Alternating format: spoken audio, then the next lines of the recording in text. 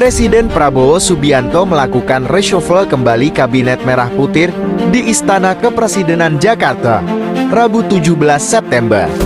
Sejumlah menteri dan wakil menteri diganti dan dilantik, yakni Menko Polkam Jenderal Nipurang dijabat oleh Jamari Kaniago menggantikan posisi Budi Gunawan yang dicopot pada reshuffle sebelumnya. Erick Thohir dilantik menjadi Menteri Pemuda dan Olahraga Menpora.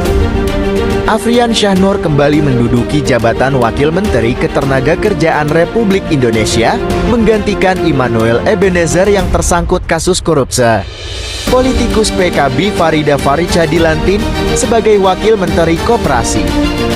Angga Raka Prabowo yang sebelumnya menjabat sebagai Wakil Menteri Komunikasi dan Digital Indonesia dilantik menjadi Kepala PCE.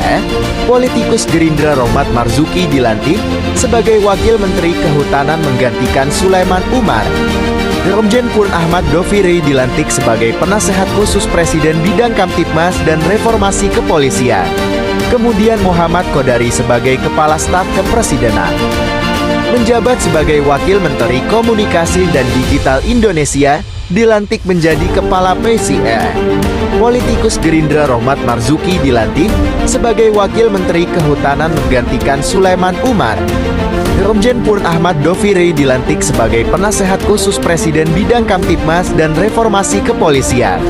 Kemudian Muhammad Kodari sebagai Kepala Staf Kepresidenan. Di hadapan Presiden, para menteri bersumpah, "Demi Allah, saya bersumpah bahwa saya akan setia kepada Undang-Undang Dasar Negara Republik Indonesia tahun 1945 serta akan menjalankan segala peraturan perundangan dengan seluruh-seluruhnya demi dharma bakti saya kepada bangsa dan negara, bahwa saya dalam menjalankan tugas dan jabatan akan menjunjung tinggi etika dan jabatan bekerja sebaik-baiknya dan penuh tanggung jawab," kata Prabowo mengucap sumpah diikuti para menteri yang dilantik. Ya, saya cuma ditelepon Setkap untuk hadir hari ini, seperti itu. Pak, menjabat sebagai Menpora sama PSSI ini sebenarnya gimana sih, Pak? Nanti kan itu ada prosesnya di FIFA. Ya, FIFA sebagai badan olahraga tertinggi di dunia, nanti mereka yang akan menentukan. Tapi kan ada aturan tidak boleh ada ikut campur pemerintah, Pak. Kenapa? Tidak ada aturan untuk tidak ada Yaitu ikut campur dari pemerintah. FIFA yang atur nanti. Ya, jadi nomor satu, yang pasti saya mendapat penugasan oleh Bapak Presiden. Ya, tentu saya sebagai profesional dan tentu sebagai pembantu Presiden saya tegak lurus.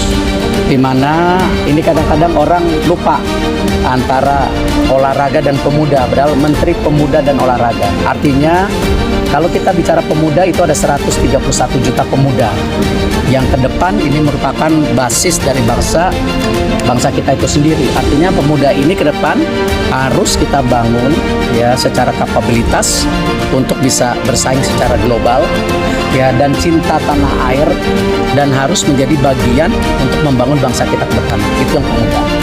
Untuk olahraga sendiri, tentu nomor satu, olahraga harus menjadi alat pemersatu bangsa.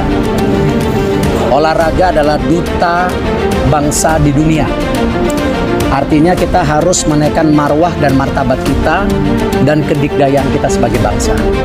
Dan juga olahraga ke depan harus kita dorong banyaknya kompetisi di daerah dan pusat sebagai apa?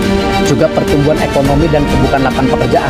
Karena tadi ini basis yang penting, kenapa yang namanya manusia itu perlu apa? Tidak hanya badan, juga pikiran yang sehat untuk membangun itu. Itu kira-kira. Untuk arahan dari Presiden. Arahan dari beliau, gunakan sisa umur untuk kepentingan bangsa dan negara. Pak, melihat kemarin Berapa umur saya, siapa yang tahu? 77 tahun.